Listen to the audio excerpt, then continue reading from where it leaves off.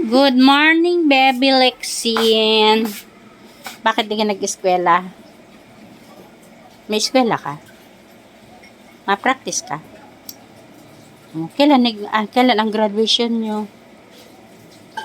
Ha? Ang graduation nyo ay sa... Ano ba? Saan? Sa Tuesday? Ay! Titingin kita sa kalendaryo.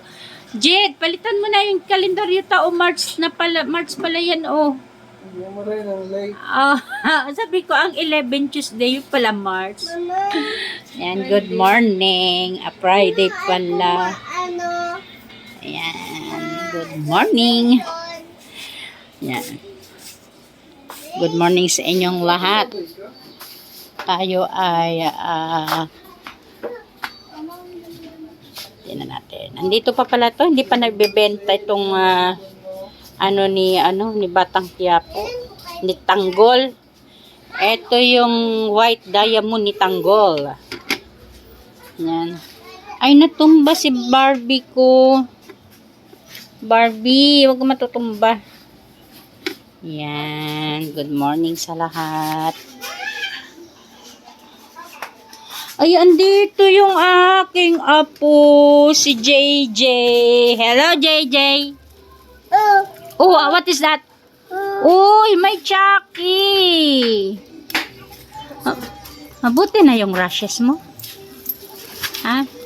Kylie, mamaya itaw ko sa imo so yung yung nanalo baga kita sa bingo kahapon. Ayan. Mamaya kukunin ko. Yan.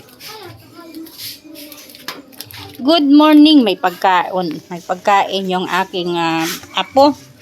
Asan si Mami? Saan punta si Mami? Si Mami po ay nag-school. Babysitter na naman po tayo ngayon na araw. Yan. At siya ay merong itong aking apong si JJ. Yan. Alam nyo na rashes po siya. Kasi kumain daw ng cake. Allergy ka pala sa cake. Kutis mayaman ka. Kala ko yung cake pang mayaman. Ba hindi pala. Yan. Yan. May aso. Oh, may aso. Magkano money mo? May money si Jay. Oh, may ball. May ball. Nakita mo yung ball? Akin na. Doon ka kay Tito Jed. Jay, halika. JJ.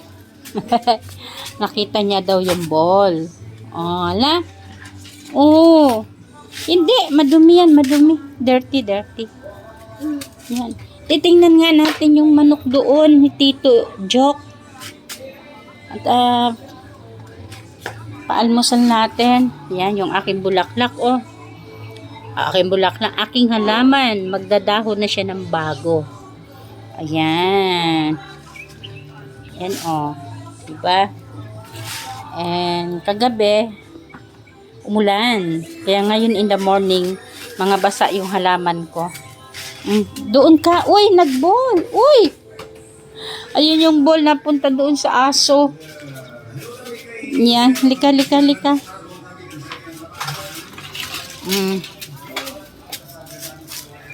Ball, 'di ba? Tito Jed. Padang mo na si Buboy at pakaunong ko sumanok.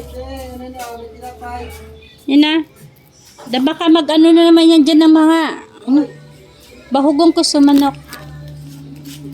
Yan. Good morning po sa inyong lahat. Ayun yung apo ko, bagong dating. Bago muna mag-almusal, si Amo, ang bibigyan muna nating almusal, yung manok. Para mangitlog. Yan yung mga sisi. Good morning sa inyong lahat.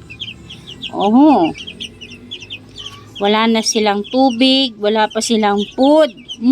Kawawa naman to, di ba? Yan. Dahil sa gutom na naman sila, pakainin natin. At bibigyan natin ng water. Diba? Tingnan nyo. Op. Ayun. Mga gutom nga. Alam nyo, sa isang araw, mga 3 times ko rin ito pinapakain pag wala dito yung anak ko. Kasi yung anak ko, siya ang may-ari nito. Nag-duty sa hospital. So, yung mga manok niya, lagi niya sa akin hinahabilin. Pag hindi pa siya umuwi. Yan. Bibigyan po muna natin ng tubig. Kundi tatakpan ko kasi baka lumundag dito sa kanyang maghabol-habol tayo niyan. Asan ba yung ating mahiwagang tabo? Yan, dito hanap tayo. May tabo dito. Ay, walang tabo. Wala, hanap tayo. Ayun! At napunta doon yung tabo. Etong tabo na to ay ang gala. De, sira na rin naman to. Pero tiyagaan lang kasi bibigyan lang naman natin ng tubig yung manok. Yan, kuha tayong tubig. At syempre, pag kumain ka, may tubig. Kung tao nga naaano rin sila, nauuhaw. Yan pa kayang mga animals o mga hayop. So, lalagyan natin tubig. Yan. Lalagay po tayo ng tubig. Ang ano naman kasi nitong ano niya, lalagyan natin tubig. Yan. Para at least may mainom sila bago maubos pagkain nila. And tong mga sisiw na to, 3 weeks na rin sila, malalaki na. 3 weeks na rin sila. Simula nang sila ay mapisa sa kanilang mga shell. And andito pa yung isa, may manok pa, yan kaya yung may isa pang manok na